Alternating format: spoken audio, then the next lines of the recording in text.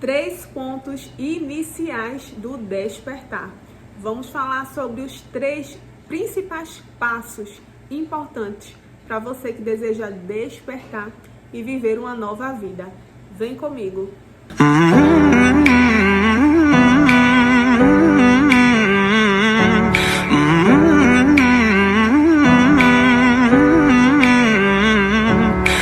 Olá, eu me chamo Rosane Albuquerque, sou analista comportamental de mulheres e sou uma influenciadora do Reino de Deus aqui nessa terra.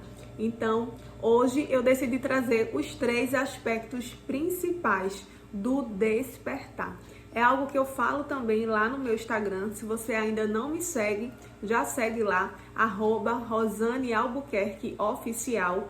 Lá a minha linguagem é mais direcionada para mulheres, mas o assunto que eu trago aqui nesse vídeo é tanto para mulheres quanto para homens. Então, bora lá falar um pouquinho do que significa o despertar. E para falar sobre despertar, eu vou trazer uma analogia aqui, um exemplo, para que fique mais didático, né? A gente falar sobre esse assunto.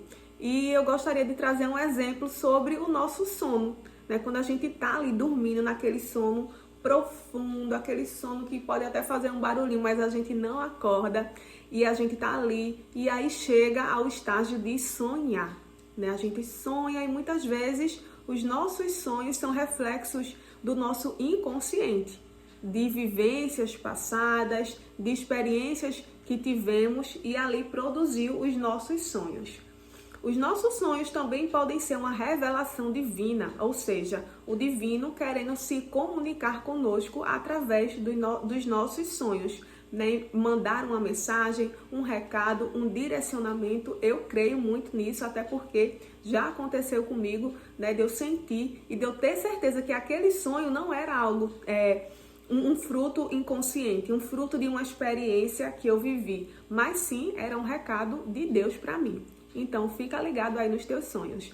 Mas eu trouxe o exemplo, né, do nosso sonho como alguém que ainda não despertou, sabe? Alguém que está ali naquele sono profundo. Alguém que está vivendo não os frutos dos sonhos de Deus, mas vivendo o fruto do inconsciente.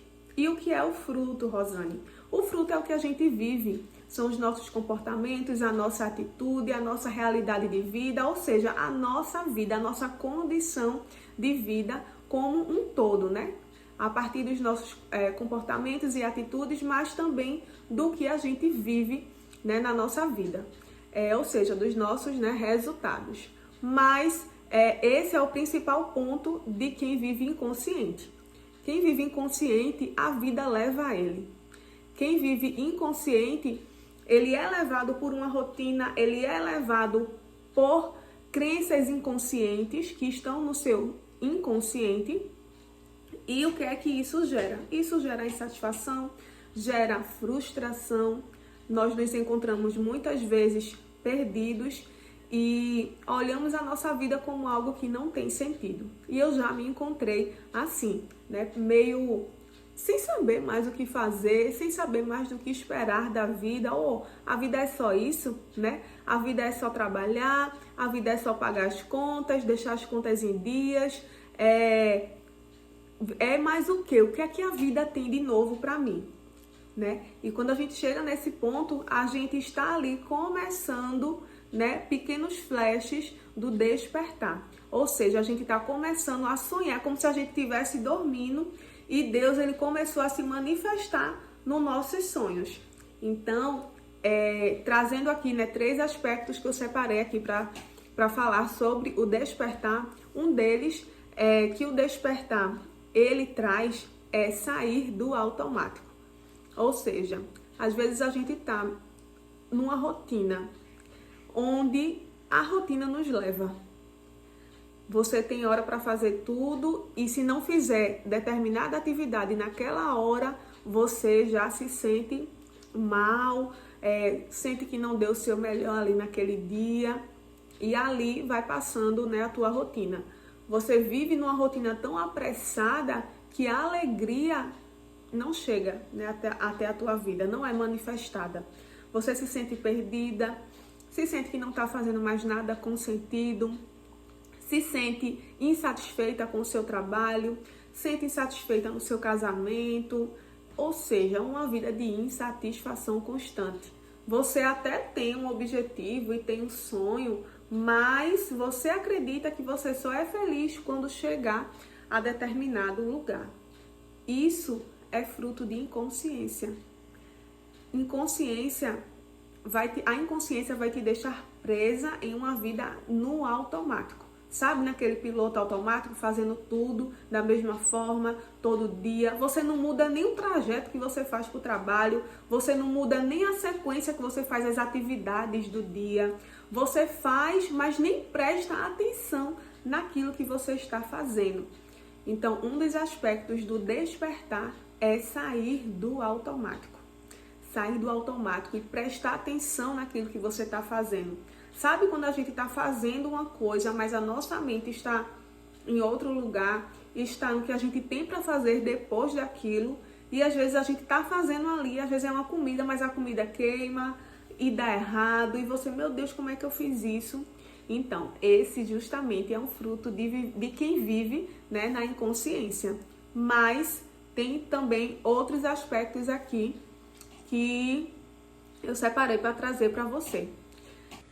O segundo aspecto que eu separei para vocês é sobre a passividade.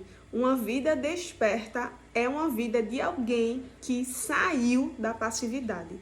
Ou seja, o que é ser passivo? Ser passivo, alguém passivo é alguém que sofre a ação de algo ou alguém. E nessa passividade eu trago aqui dois aspectos. O primeiro é o aspecto de ser passivo no sentido de sofrer a ação de alguém. Quando você não decide o que quer da sua vida, quando você leva a vida baseado no que alguém vai pensar, baseado no que alguém vai dizer, quando você decide, muitas vezes, mulheres que vivem na sombra dos homens, vivem na sombra do que o marido deixa ou não deixa ela fazer. E aqui eu não falo sobre submissão, porque submissão é muito diferente de mandar, sabe? Não tem nada a ver. Submissão é estar sob uma missão. É seguir ali com seu marido, com seu esposo, estando na mesma visão. E aqui não existe essa questão de mandar. Eu mando ela fazer isso, eu mando ela fazer aquilo, ela faz o que eu quero. Não é assim. Existe uma cumplicidade. Então, esse sentido de passividade, esse aspecto de passividade, ele tem esse ponto de sofrer de acordo com o que alguém vai pensar, sofrer uma ação externa. O passivo, ele vive na inconsciência. O passivo, ele não decide o que quer. O passivo, ele não se posiciona. O passivo, ele permite que os outros façam o que quiserem com ele. Falem da forma que quer, ajam da forma que bem deseja. E aqui é um dos aspectos. Outro aspecto da passividade é um aspecto interno. É ser passivo de acordo com um modo antigo de pensar. Um modo obsoleto, um modo de pensar repetitivo. Um modo de pensar por uma repetição de padrão. Esse é o segundo aspecto de sair da passividade para despertar. É quando você decide, quando você entende que o seu modo de pensar para fazer escolhas, para decidir, é um modo de pensar que está sendo guiado pelo teu passado, por experiências, por traumas. Olhamos um exemplo que não é o melhor exemplo, não é um exemplo correto, não é um exemplo que deve ser aplicado na nossa vida. E ali a gente sofre e simplesmente replica, né, aquilo, justamente é onde entra a passividade e também no modo de pensar. Isso a gente tem que estar muito atento, porque as nossas escolhas, elas são uma ação para que a gente consiga os nossos resultados. E quando o nosso resultado não é satisfatório, ele é fruto de escolhas erradas. E as nossas escolhas erradas são, muitas vezes, o fruto de passividade, o fruto da inconsciência, o fruto de alguém que não sabe escolher, de alguém que não foi ensinado a fazer escolhas, mas hoje é um novo tempo na tua vida e você pode entender o fruto das tuas escolhas erradas. o fruto de um modo de pensar repetitivo e escolher pensar a partir da vida. E quando eu falo aqui vida, é vida com um V maiúsculo, é vida do Criador em você. Ele tem todas as ideias para que você saia da passividade. Ele é o teu ensinador que está contigo 24 horas para te ensinar uma nova forma de pensar. A palavra diz, né? Transformai-vos pela renovação da vossa mente para que experimenteis a boa, perfeita e agradável vontade de Deus. Então, sair da passividade é se permitir ser transformado, ser renovado para experimentar uma nova vida. E o terceiro ponto que para mim é o principal, e por isso eu deixei ele por último, é sobre uma autoimagem distorcida. A inconsciência, ela nos faz ver de uma forma distorcida. Ela faz com que a gente se enxergue de uma forma totalmente diferente de quem somos verdadeiramente. Ou seja, de quem somos na nossa origem, na nossa essência. Na nossa essência, nós não temos uma repetição de padrão. Na nossa essência, não há dúvida. Na nossa essência, não há incerteza. Na nossa essência, há decisão. Na nossa essência, há uma certeza. Há uma forma certa de agir, de decidir, de dominar a vida. Não de levar a vida, mas de dominar, de governar. Então, o principal ponto do despertar é você se ver de acordo com a sua origem. É você ter uma nova autopercepção, uma nova autoimagem. É você se enxergar não a partir das tuas experiências passadas, das tuas experiências vividas na infância, vivida há um dia atrás, há um mês atrás, e que talvez tenha te causado traumas. E não é dessa forma que você vai despertar. É quando você conseguir se enxergar além dessa situação que aconteceu com você e que te gerou traumas. É quando você começa a se enxergar a partir da vida, a partir do que Deus diz que você é. Você não é uma condição atual. Você não é a tua condição de agora. Você é algo muito mais profundo do que isso. A tua condição é secundário. A tua condição é algo que vem depois do ser. E isso nos confunde muito. Isso nos traz uma confusão na nossa vida atual, que é quando a gente não sabe quem a gente é. A gente vive o fruto de uma identidade falsa. De uma identidade falsa que te faz se enxergar, né, ter uma autoimagem distorcida.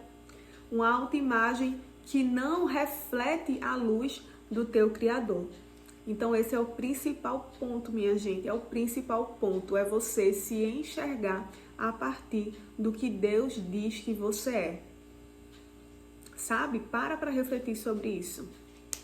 Começa a se enxergar a partir do que Deus diz que você é e não do que alguém diz que você é. E não de palavras que lançaram sobre você quando você ainda era criança. Ou através de uma experiência que te causou um trauma e você está carregando esse trauma como uma mochila muito pesada nas tuas costas. Não é isso que Deus tem para você.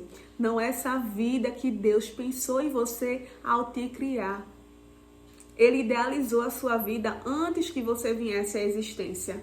Antes de você nascer, antes de nascermos, né, fomos idealizados na mente do Senhor.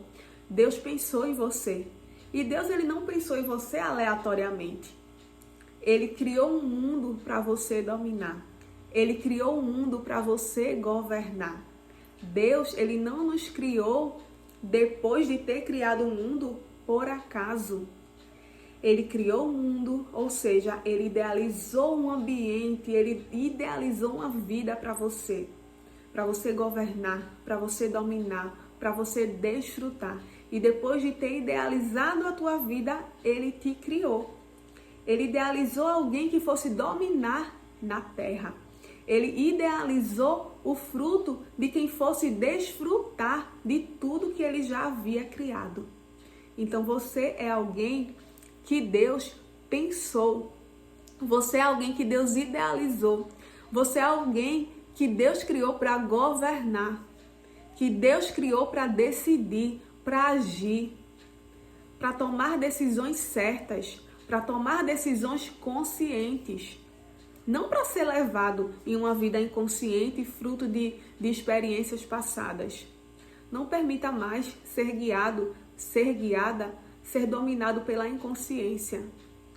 Dê atenção àquilo que gera uma nova realidade na sua vida, que é a sua autopercepção. Se perceba a partir da tua real identidade. E quando a gente muda aqui dentro, quando a gente está bem com a gente, quando a gente se vê a partir de como Deus nos vê, e quando a gente entende quem somos, quando procuramos viver a partir da nossa verdadeira identidade, da nossa real identidade, ou seja, a gente sai de uma condição de vida que é secundário e fixa na rocha, e se firma na rocha. E ali, a partir da rocha, uma condição de vida não nos abala mais. Uma condição de vida é secundário, a gente entende que é secundário. A gente vive uma realidade, a gente reflete aquilo que somos aqui dentro. Quando a gente se alinha internamente, o externo ele vai mudar naturalmente. Pensa nisso e eu te desejo uma vida consciente. Deixa aqui o seu curtir, deixa o teu comentário, deixa o teu like e compartilha esse vídeo com mais uma pessoa.